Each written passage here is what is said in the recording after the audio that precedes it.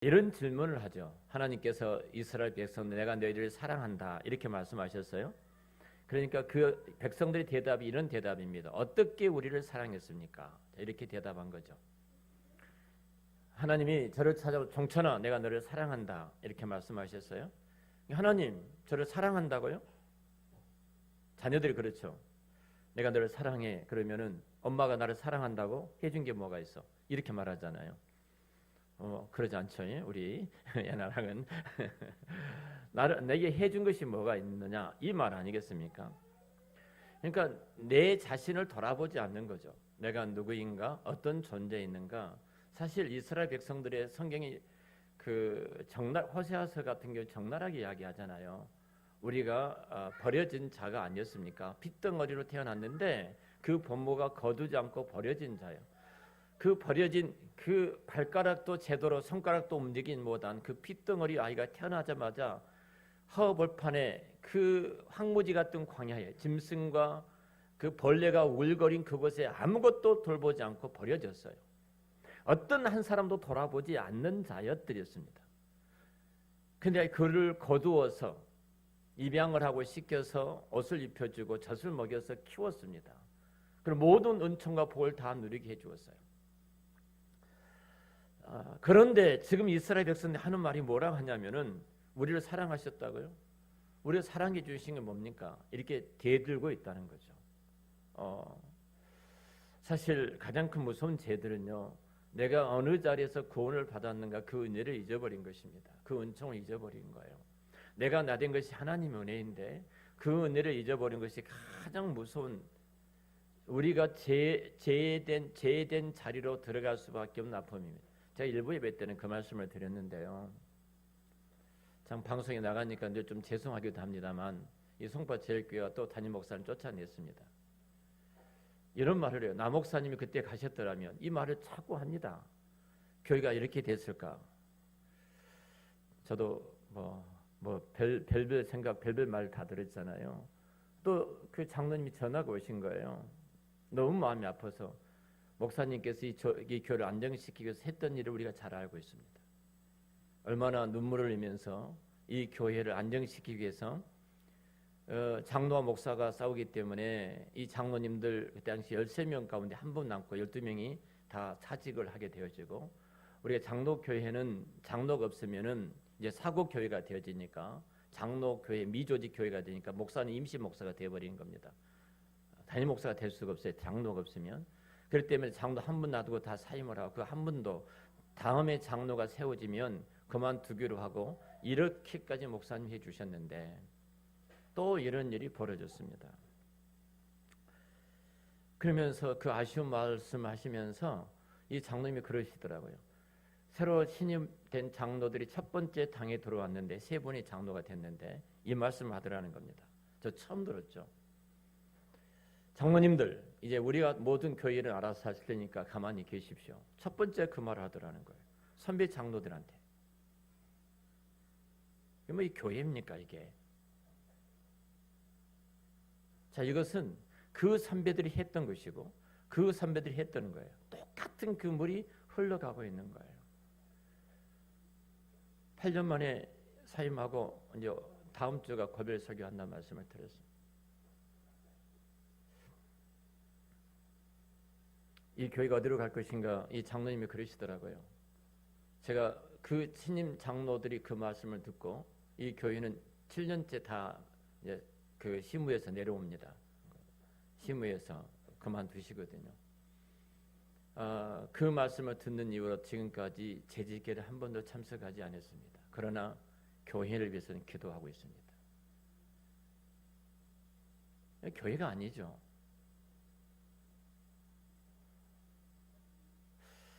이런 일들이 왜 있다고 생각하십니까?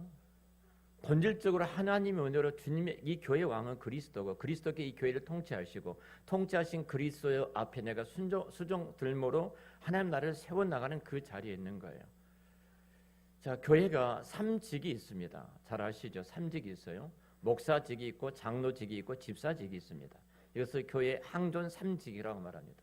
이 권사님들은 장로직을 수종드는 일에 함께하는 권사님들이시고요. 뭐 성도들을 돌아보고 목양하는 일에 권사님들 하신 일이고요.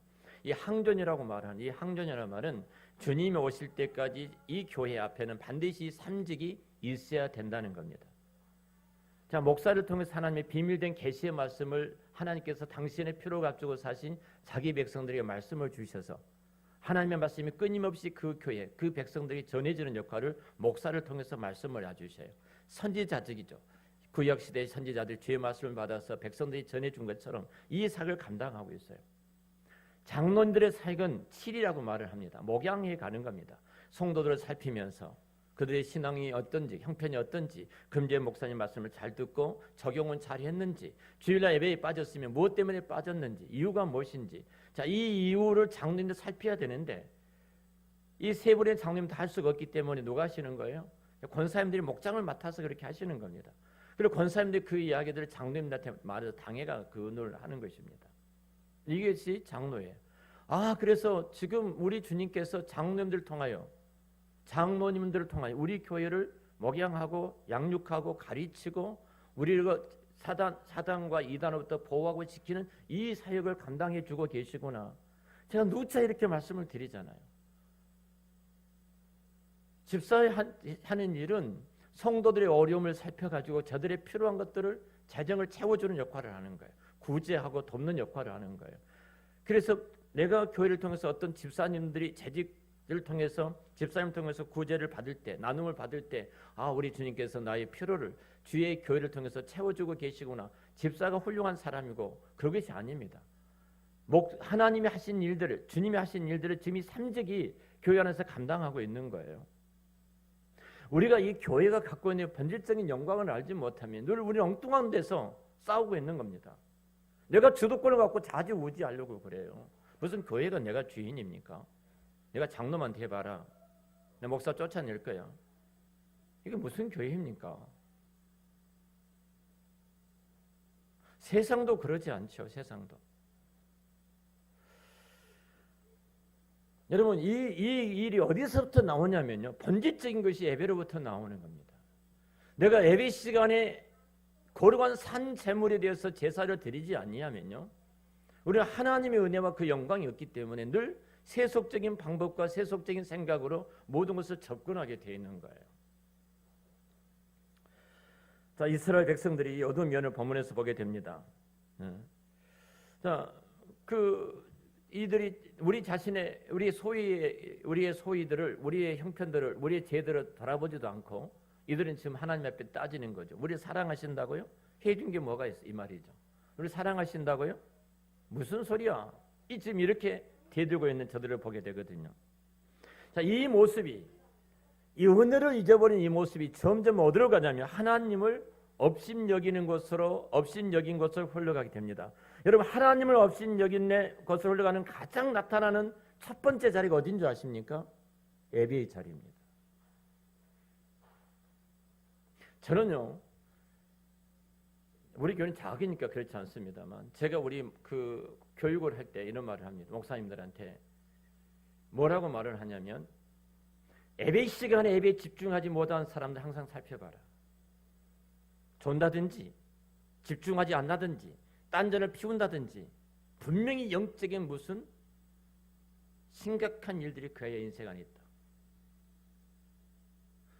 그래서 주님교회 우리 김남국 목사님은 뭐 1000명이 넘는 교회인데 부목사님들 예배 시간에 앞에 서서 예배 드리는 성도들을 보는 겁니다. 그리고 예배 시간에 탁 그렇게 한 사람들을 전부 이름을 적습니다.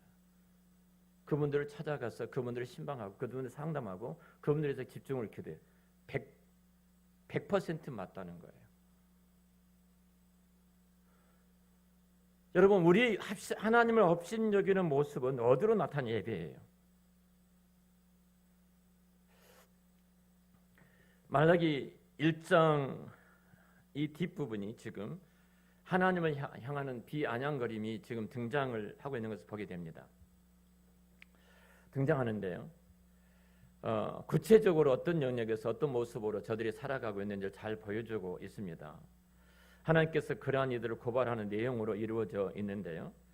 자, 먼저 저들의 가장 큰 모습은 예배를 아주 하찮게 여기는, 예배를 아주 경멸하는 정도로 여기는 모습으로 저들이 등장을 해요. 하나님께서 이스라엘 백성들의 신실하지 못하고 하나님 앞에 범죄하고 하나님을 떠났던 이 모습들에 대해서 고발하실 때 그 저들의 모습을 어디서부터 끌고 오시냐면은 가장 먼저 제사장들이 제사를 드리는 그것으로부터서 끌고 오고 있는 것을 보게 됩니다. 자, 6절에 이렇게 말을 하죠. 내 이름으로 멸시하는 제사장들아, 나 만군의 여호와가 너희에게 이르노라. 자, 누가 등장? 제사장들입니다. 여러분, 왜 제사장들부터서 성령이 말하는가? 교회 영적인 지도자니까 여러분 그렇게 생각하실지 모르지만, 내 이름을 멸시하는 제사장들아. 자, 제사장들에게 지금 말씀을 먼저 시작하시는데요. 이 행위가 어떤지 하나님 말씀 속에 고스란히 나타나 있는데, 자, 7절에 이렇게 말을 합니다. 너희가 더러운 떡을 나의 제단에 드리고도 말하기를 우리가 어떻게 주를 더럽게 하였나이까 하는도다. 이는 너희가 여호와의 식탁은 경멸히 여길 것이라 말하기 때문이라. 그러죠. 더러운 떡을 하나님의 제단에 드렸다. 그러면서 말하기를, 저들이 뭐라고 그래 지금? 주의 상은 어떻게 여긴다고요? 세상이 이렇게 말을 하죠. 더러운 떡을 주 앞에 드리면서 주의 상은 저들이 지금 하는 말이 경멸이 여길 것이다. 경멸을 멸시할 것이다. 이렇게 말을 합니다. 사실 어떤 면에서 저들이 주의 식탁을, 주의 상을 경멸히 여기는 이 모습들이 보십시오.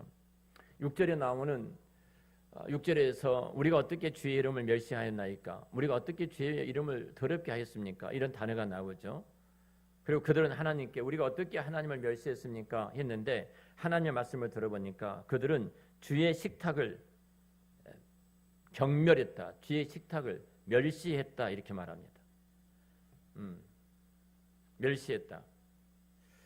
그러니까 주의 식탁은 멸시를 받아야 마땅하다. 이 지금 수동형이거든요. 하나님의 식탁은 멸시를 받아야 마땅하다.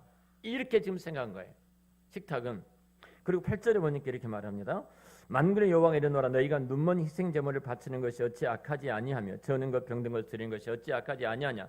이제 그것을 너희 총독에 드려보라. 그가 너를 기뻐하겠으며 너를 받아주겠느냐. 이렇게 말하죠. 자, 눈먼 것들, 저는 것들, 병든 것들 하나님 앞에 예물로 드렸어요. 앞에서 말한 떡만 더러운 것을 드린 것이 아니라 제사 드릴 때 사용하는 동물들이나 소나 양이나 염소나 비둘기나 이 모든 것들을 더러운 것으로 드렸어요. 눈먼 것으로 드리고 병든 것으로 드리고 저는 것으로 드렸어요. 하나님 앞에 이 더러운 것을 저들이 드렸다는 것입니다. 더러운 것을 하나님 앞에 드렸다. 이렇게 말씀해요. 이것을 드릴 때 그들의 심정이 오늘 말씀에 나옵니다. 13절에 뭐라고 말하냐면은 이렇게 말씀하여요. 13절 같이 읽어보겠습니다. 만군의 여호와가 이르노라. 너희가 또 말하기를 이 일이 얼마나 번거로운고 하며 코숨치고 훔친 물건과 저는 것 병든 것을 가져왔느니라. 너희가 이같이 봉헌물을 가져오니 내가 그것을 너희 손에 받겠느냐. 이런 여호와의 말이니라. 13절 말씀 보면은 저는 것 병든 것이 나오죠. 그걸 가져올 때 하는 말이 있습니다. 이 일이 얼마나, 자, 이렇게 말해요. 이 일이 얼마나 번거로운고. 하팍스님이라는 단어를 쓰고 있는데 이 단어는 정말로 내가 피곤하다는 겁니다. 피곤하다. 얼마나 나를 괴롭히는가. 여러분, 주일날 주 앞에 나와서 예배를 드린 것이 피곤합니까? 내 인생이 굉장히 번거롭고 번뇌스러운 일입니까? 내가 세상에 즐길 수 있는 모든 것을 다 끊어버리고 주일날 주 앞에 나와서 예배드리는 이것이 나를 너무나 괴롭힌다. 지금 그 말라기서에서 이들이 지금 그렇게 행동을 하고 있는 거예요. 이것이 얼마나 피곤한 일인가. 오후 찬양 예배까지 내가 드릴 수 있다니 이거 너무 피곤하다. 오전 예배 드리면 됐지. 오후 찬양 예배 안 드리신 분들이 있으니까 제가 자신 있게 말합니다. 그분들이 유튜브를 보고 좀 시험 들었으면 좋겠습니다. 그리고 회개했으면 좋겠습니다. 무슨 방금 누가 아멘 하셨죠? 그분 책임 안 하셨나요? 그분 책임입니다. 제 책임은 아니고요. 감사합니다. 역시 영적인 능력이 대단하십니다. 괴롭다는 겁니다. 예배가 지금 만일 우리 마음속에 그런 마음이 조금이라도 들어왔다면 말라기 시대 이스라엘 백성들이 하나님 앞에 선 모습하고 조금도 다를 바가 없습니다. 그들이 동물을 소나 비둘기나 양이나 이런 짐승들을 가지고 하나님 앞 제물을 바칠 때 이런 마음을 가졌어요. 내가 제물을 가지고 바치기는 바쳐야 되는데 이것이 정말 나를 피곤하게 한다. 내가 진짜 괴롭다. 자, 이런 마음으로 지금 나왔다는 겁니다. 나왔다는 거예요. 하늘 우리 마음속에 그런 마음이 조금이라도 있다면 주께서 하나를 구별하게 복되게 하셔 택한 자기 백성들을 하나님께서 친히 임재하셔서 교회로 모이게 하시고 그 교회 성령으로 말미암아 하나님의 임재를 의식하게 하시고 그리고 주님만을 바라보게 하시고 성령으로 말미암아 철저하게 2000년의 십자가와 부활의 사건이 오늘날 이 사건으로 실제화되게 하시고 하나님의 영광만 드러내야 될 그 예배가 회복되기 위해서 우리는 정말로 성령으로 예배하는 자로 성령으로 예배하는 교회로 서시기를 우리 주의 이름으로 축원합니다. 어때요? 어떻게 우리가 피곤하다고 말할 수 있겠습니까? 저는 늦은 시간까지 이상한 TV 앞에서 넷플릭스인가 뭔가 그 영화 보고 그 넷플릭스인가요? 거기서 드라마 보고 또 보고 더 보고 못 본 것까지 다 보다 보니까 새벽이 되고 주일날 또 교회 가야 되니까 짐이 되어져서 허우적거리고 그러니까 번패스럽다고 그렇게 말하는 우리의 모습들이 아니냐 이 말입니다. 오후에 오신 분들은 한 번도 그런 분이 안 계셔요. 한 번도. 이분들이 들으셔야 될 분들이 다 안 계셔가지고 마음이 무겁습니다.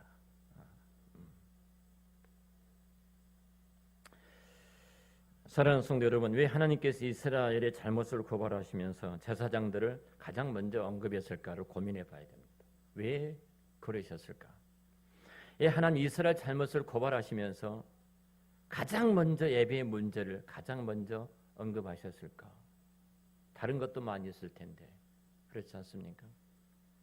여기에 여러분 하나님께서 자기 백성들에 바라는 태도의 문제를 잠깐 언급하고 싶습니다. 자, 이 문제를 잠깐 생각해 보죠. 하나님께서 자신에게 제대로 드려야 될 드려야 될 자세, 태도를 자기 백성들에게 어떤 태도, 어떤 자세를 요구하고 계시는가? 오늘 제일 첫 번째 본문에 6절에 나와 있죠. 자, 6절에 하나님 두 비유를 지금 말씀하고 계시는데요. 6절을 다시 우리 한번 같이 읽겠습니다. 내 이름으로 멸시하는 제사장들아, 나 만군의 여호와가 너에게 이르노니 아들은 그 아버지를, 종은 그 주인을 공경하나니 내가 아버지일진데 나를 공경함이 어디 있느냐? 내가 주인일지 나를 두려움이 어디 있느냐? 하나 너희는 이르기를 우리가 어떻게 주의 이름을 멸시하였나이까 하는도다. 자, 아들과 아비의 관계가 등장하죠. 아버지의 관계 등장하고 종과 주인의 관계를 등장합니다. 그러면 하나님께서 여기에서 아들과 종에게 있어야만 하는 태도에 대해서 두 가지 단어를 쓰고 있죠. 자, 첫 번째 질문으로 이렇게 하죠. 아들과 아비의 관계를 빌어서 뭐라고 말씀하시죠? 내가 아버지일진데, 내가 아비일진데 이렇게 말하죠.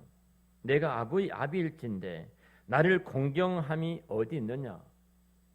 하나님께서 당신 자신을 자기 백성들이 아버지로 계시해 주셨어요. 아버지다. 자, 백성들을 아들로 묘사하셨어요. 아버지와 아들이에요. 그러면서 아버지와 아들과 관계를 묘사하시면서 아들에게 요구하는 태도가 무엇이에요?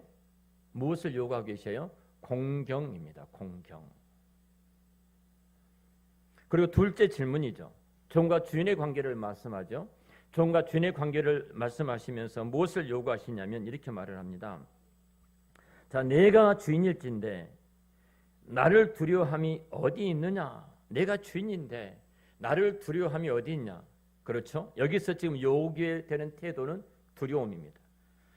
지금 우리 주님 하나님께서 이스라엘 백성들에게 바라시는 태도가 두 단어로 말하고 있어요. 공경과 두려움입니다. 공경과 두려움. 여러분, 공경이라는 말은 원래 이 말은 무겁다는 단어입니다. 무겁다. 자, 히브리어로 말할 때 하나님을 공경한다는 것을 하나님을 진짜 이 세상의 어떤 것보다도 무겁게 여긴다. 우리말로 하면 그렇게 말할 수 있을 거예요. 무겁게 여긴다. 좀 더 이 단어를 우리가 익숙한 단어로 말한다면 영광으로 번역할 수 있습니다. 영광이다. 그러니까 말씀드린 히브리어에서 공경, 무겁다, 영광 이 단어가 다 한 단어입니다. 그러면 이것이 보여주는 것은 어렵지 않겠습니까? 쉽죠? 자, 우리 하나님 백성들을 하나님 어떻게 대하라는 거예요? 무겁게 대해야 되는 겁니다. 진짜 무겁게 대해야 됩니다. 이것이 공경과 영광의 의미입니다. 하나님을 무겁게 여기는 자는 하나님 앞에 저들의 태도와 자세가 다 다를 수밖에 없습니다. 하나님께서 자기 백성들이 기대하는 태도는요, 하나님을 무겁게 여기고 하나님을 섬기라는 겁니다. 진짜 하나님을 무겁게 여기라는 겁니다. 세상에 어떤 가치보다 더 가치로운 존재, 이 세상 전체를 주고도 내 생애 전체를 주고도 내 목숨을 주고도 바꿀 수 없는 가장 무거운 존재, 하나님이 그러신 분이라는 거예요. 그리고 두려움은 우리가 자주 쓰는 단어 아닙니까? 그래서 우리는 이 말을 경외라고 또 합니다. 경외. 자, 하나님께서 자기 백성들 요구하는 태도가 근본적으로 하나님과 백성과의 언약적인 관계죠. 하나님은 저들의 아버지로, 우리는 그분 하나님의 자녀로서의 언약적 백성의 관계로서 우리에게 원하신 태도로 두 가지로 말씀하시는데 그것이 두려움과 그리고 공경이라는 겁니다. 성령이 우리 가운데 임하게 되어지면요, 하나님 영이시기 때문에 성령이 우리 가운데 임하게 되면 하나님을 우리는 두려워할 수밖에 없고 경외감을 가질 수밖에 없습니다. 그런데 내 생각하는 것이 내 말하는 것, 내 태도나 행동 모든 면에 있어서 그분의 지배 아래에 있을 수밖에 없고요. 하나님을 우리가 아버지로 부르는 우리들이 하나님을 공경하게 되어지면 가장 무겁게 여기면 내 인생의 어떤 우선순위보다도 하나님이 최고의 우선순위고 내 인생의 어떤 가치보다도 하나님이 최고의 가치의 기준에 있습니다. 하나님의 말씀이 이 세상에 내 어떤 것보다 더 먼저고 더 우선이라는 겁니다.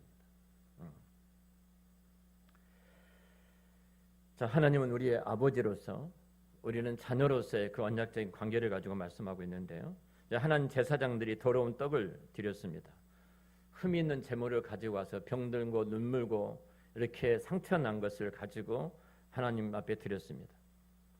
하나님은 저들이 그것을 책망하시지만 하나님은 그러시잖아요. 배가 고파서 내가 먹을 것이 없어서 떡을 드신 분이 아닙니다. 고기를 드신 분이 아닙니다. 육식을 좋아해서 고기를 가지고 오라 이렇게 말씀하신 분이 아닙니다. 왜 흠 있는 제사를 받지 않으신다고요? 흠 있는 제사, 흠 있는 제물은 여러분 그리스도가 흠이 있다고 생각해 보는 거예요. 신약의 그리스도가. 이게 하나님이 진노하실 수밖에 없는 거예요. 하나님께서 그들에게 좋은 떡과 좋은 제물을 요구하신 것은 여호와의 무게, 하나님에 대한 무게, 그리고 하나님에 대한 그 경외, 하나님에 대한 두려움, 그 속에서 내가 누구인가를 다시 바라보라는 것입니다. 여러분, 하나님은 어떤 분이십니까? 내가 하나님을 아는 그 지식이 내 전 3의 영역에 미칠 수밖에 없어요. 단순히 아는 머리가 아니라고 했죠. 그 하나님을 내가 내 인생 전체 속에서 내가 누리고 살아간다면 분명히 변화될 수밖에 없습니다. 그런데 이들이 보인 태도가 무엇인가? 대표적인 단어가 6절 7절에서 볼 수가 있는데요. 자, 하나님 앞에 이들의 태도 모습을 지적을 합니다. 앞에 잠깐 살펴봤지만 하나님을 공경하고 경외를 받을 것이 아니라 하나님은 공경받으실 분도 아니고 하나님은 두려워할 분도 아니다. 자, 어떻게 한다고요? 저들은 하나님을 멸시한다. 이렇게 단어 등장하죠. 하나님을 경멸히 여길 것이다. 하나님을 멸시하겠다. 그러니까 하나님은 자기 백성들에게 공경과 두려움을 요청하고 있어요. 경외를 요청하고 있어요. 그런데 이스라엘은 하나님께 멸시를 드렸다는 겁니다. 하나님을 천박하게 대했다는 겁니다. 우리말로 한다면 천박하게 대했어요. 결국 떡과 제물은 하나님과 언약 백성으로서의 이 관계인데 저들이 지금 하나님 앞에 나온 태도는 엉망이었다는 겁니다. 우리가 코로나19를 지내면서 우리 예배 태도를 한번 돌아봅니다. 집에서 예배를 드린다고요? 집사람이 그러더라고요. 지난 수요일 날 이제 교회로 오지 못하니까 1층 병원 1층에서 이렇게 내려가서 누가 뭐라든 말하든 간에 예배를 드렸다 하더라고요. 오늘 어떻든지 간에 예배를 드려오려고 옷을 다 준비해 가졌는데 병원에서 밖에 나가면 안 됩니다. 막아서 나오지 못했다고. 그러면서 정말로 유튜브로 예배를 드리는 것이 내가 그렇게 마음과 정성을 다해서 예배를 드리는 태도로 서 있는지,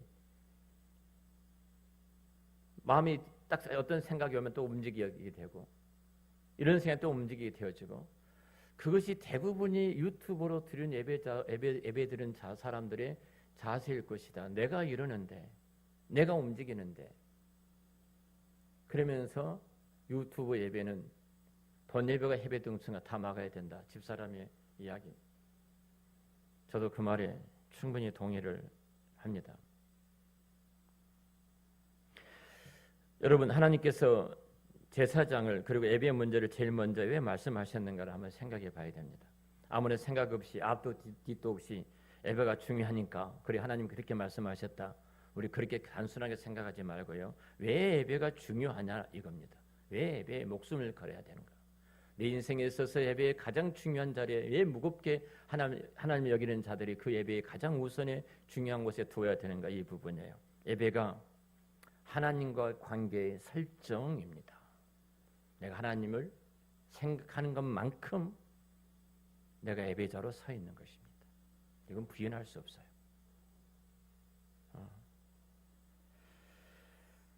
하나님과 백성 간의 관계가 뒤틀려 있으면요, 제일 먼저 애국된 것이 여러분 예배입니다. 신자의 마음속에 하나님을 두려워하는, 하나님을 공경하는, 하나님을 경외하는 마음이 있지 않으면요, 다른 신이 그들 안에 있으면 제일 먼저 표출되어져 나타나는 것이 예배의 흐트러짐입니다.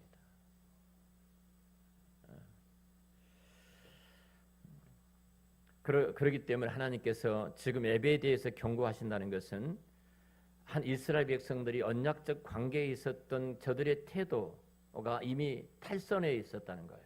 탈선해 있는 것에 대해서 하나님이 지금 책망하고 계시는 겁니다. 하나님 백성의 예배에 대해서 비뚤어져 있고, 또 하나님과의 이 비뚤어짐은 하나님과 관계에서 잘못됨이 나타나는 현상이 바로 가장 먼저 예배의 모습으로 나타나 있기 때문에 이 부분을 갖고 하나님이 지금 말씀하고 계신 겁니다. 이스라엘 백성들의 이 패약함이, 이 행악함이 계속 뒤에 2장에서부터 이제 계속 등장을 하죠. 그들의 행실의 패약함이 무엇인가, 이유가 무엇인가? 그들이 뭐 도덕적으로 윤리적으로 약하기 때문에 저들이 그런 것 나타나는 것인가? 그렇지를 않죠. 예를 들면 2장 11절 한번 볼까요? 2장 11절입니다. 같이 한번 읽겠습니다. 유다는 거짓을 행하였고 이스라엘과 예루살렘 중에서는 가증한 일을 행하였으며 유다는 여호와께 사랑하시는 그 성결을 욕되게 하여 이방 신의 딸과 결혼하였으니 라고 말하죠. 여기는 이방인과 통혼했음을 지금 이야기하고 있는 거예요. 하나님 백성이라는 작자들이 참 이렇게 행동을 거짓을 행하고 가증한 일을 행하는 것이 그것이 무엇의 문제인가? 바로 이것이 도덕적이고 윤리적인 문제일 뿐인가? 아니라는 겁니다. 자, 16절, 2장 16절에 보면 이렇게 말을 합니다. 이스라엘의 하나님 여호와가 이르노니 나는 이혼한 것과 옷으로 학대를 가리는 자를 미워하노라. 만군의 여호와의 말이니라. 그러므로 너희 심령을 삼가 지켜 거짓을 행하지 말라 그러죠. 자, 나는 이혼한 것과 학대로 옷을 가리우는 자들을 내가 미워하는데, 자, 하나님 백성이라는 자들이 어떻게 이혼을 하고 학대로 옷을 가리울 수 있겠는가? 이것이 단지 비도덕적인 문제인가? 도덕적으로 문제인가? 참 뭐 분명히 여러 가지 뭐 이유가 있겠습니다만, 신자들 중에 누군가가 아내를 폭행하고 그래서 결별을 하고 이혼을 한다면 여러분 그것이 과연 어떤 혼인관계의 문제만일까요? 요즘은 그 매 맞는 남편들도 참 많더라고요.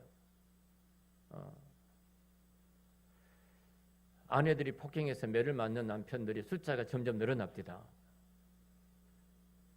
우리 남자 성도님들 안 맞으시면 조심하셔야 됩니다. 조심하셔야 돼요. 단순히 이 폭행이라는 것이 감정적인 상함, 갈등적인 욕으로부터서 갈등적인 어떤 것으로부터 나온 현상이라고 생각을 하십니까?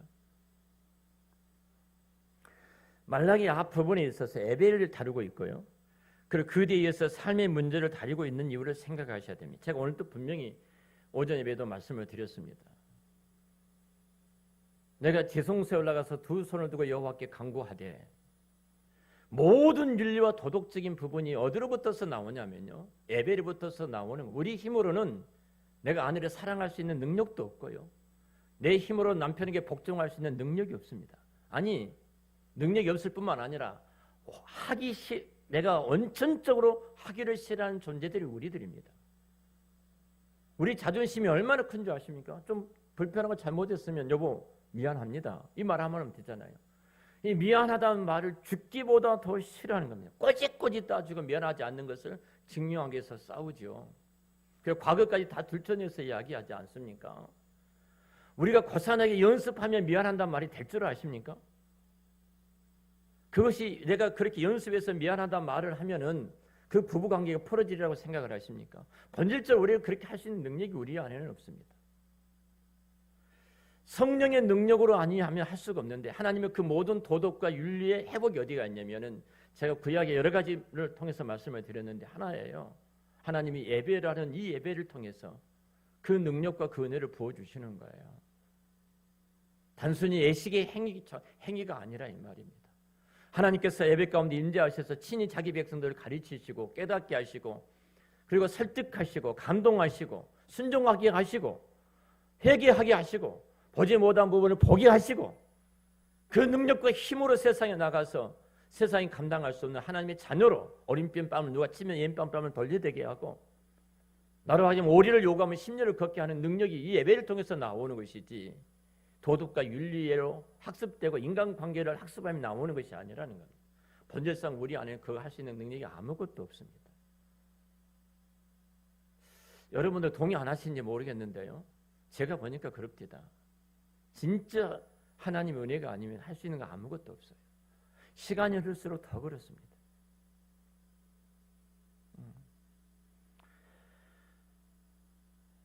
다시 말씀드리면 신자의 악행의 모든 배경은 하나님과의 언약관계 설정, 그 설정의 문제라는 겁니다.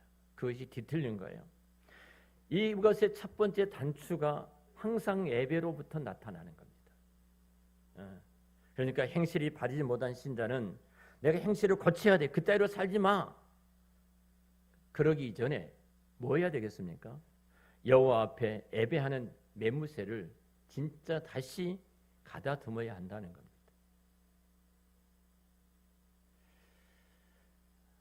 말씀을 좀 오늘 길어졌습니다. 위대한 성도였던 다윗이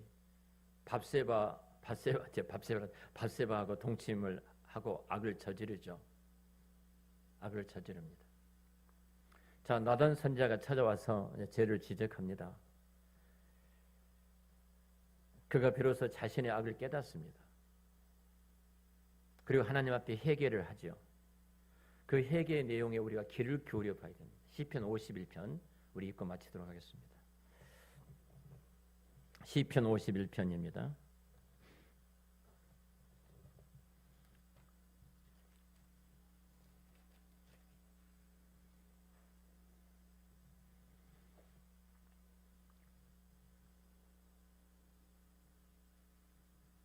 자, 51편 4절입니다. 4절 좀 다 읽었으면 좋겠는데요. 한 절만 읽겠습니다. 51편 4절 같이 읽죠. 내가 주께만 범죄하여 주의 목전에 악을 행하여 싸우니 주께서 말씀하실 때 의로우시다 하고 주께서 심판할 때 순전하시다 하리니. 자, 여기 시편 51편 시작에 다윗의 시 인도자를 따라 부른 노래. 다윗이 밧세바 동침한 후 선지자 나단이 그에게 왔을 때, 자, 이 배경이에요. 이 배경입니다. 자, 여러분, 잘 들어보십시오. 자, 이때 자신의 죄를 지적하죠. 나단이 당신입니다. 딱 지적을 하죠. 그때 비로소 자신의 죄를 깨닫게 되지요. 그리고 다윗이 회개를 합니다. 자, 그 회개한 내용이 51편 바로 본문 4절이에요. 내가 주께만 범죄하여 주의 목전에서 악을 행하여 싸우니. 3절에는 무릇 나는 내 죄가 나오니 내 죄가 항상 내 앞에 있나이다. 자, 무슨 말입니까? 다윗이 지금 누구한테 범죄했어요? 밧세바의 아내 우리아를 죽였지 않습니까? 밧세바 범죄한 이후에 이들한테 범죄했잖아요. 진짜 악하고 못된 이 인간 이하의 악인의 일을 다윗이 했습니다. 다윗이 이렇게 했어요. 다윗이 지금 뭐라고 근데 지금 고하고 있는, 회개하고 있는 거예요? 내가 주께만 범죄했습니다. 주께만 범죄했습니다. 내가 주의 목전에서 악을 행했습니다. 다윗이 분명히 사람에게 범죄했습니다. 밧세바하고 이렇게 동침을 한 이후에 그의 남편을 죽였습니다. 살인했습니다. 다윗은 왜 주께만 범죄했다고 했을까요? 사람에게 행한 모든 악에게 군원이 어디가 있냐는 거예요. 어디가 있는가? 여러분, 다른 사람을 속이고 사기를 치고 거짓말을 하고 착취를 하고 뒤에서 수군거리고 함정을 파서 빠지게 하고 덫을 놔서 묶여지게 하고 이런 수많은 어둠의 악이 여러분 어디에 있느냐는 거예요. 그것은 하나님에 대한 태도에서 그것이 오는 것입니다. 하나님과 관계예요. 다윗이 지금 그 고백을 하고 있는 겁니다. 내가 하나님과 관계가 지금 잘못되어 있었습니다. 내가 하나님과 관계만 올바랐다면 용서해 주십시오. 내가 여기까지 가지 않았을 겁니다. 우리의 죄악이 근원이 그래서 우리는 회개를 하는 겁니다. 하나님 앞에 잘못했습니다. 그렇게 회개하는 자들에게 하나님의 은혜가 임하게 될 줄로 믿습니다. 다시 한번 예배가 무너진 이 어두운 시대에 저와 여러분 예배가 회복이 되어져서 신령과 진리로 예배하는 자를 찾으신 하나님 앞에 정말 우리가 예수님의 십자가의 부활로 예배 자리에 있고 그리고 성령으로 우리가 영이신 하나님 앞에 영으로 우리 하나님 앞에 예배를 드림으로 하나님의 임재하심을 느끼고 또 깨닫고 의식하고 진짜 이 예배를 통해서 예수 그리스도만이 나의 소망이고 희망임을 바라보고 더 나아가서 정말로 그 성령님의 역사하심으로 수천 년 전의 성경의 사건이 오늘 나의 사건이 되고 수천 년의 그 하나님의 역사가 오늘 내 인생의 실제가 되어지는 성령의 역사하심 속에 임하는 우리가 예배가 되어질 때 다시 한번 분명히 우리 이 시대에 우리의 삶 전 영역이 새로워지고 변화가 일어나게 될 줄로 믿습니다. 예배의 회복입니다. 우리 모두가 다 정말로 온 매물새를 다시 한번 추스리면서 하나님 앞에서 예배에 성공하는 예배에 승리하는 예배의 신령과 진리로 예배를 드리는 여러분이 찾으신 바 되는 그 은혜가 있으시기를 우리 주의 이름으로 축원합니다. 기도하겠습니다. 하나님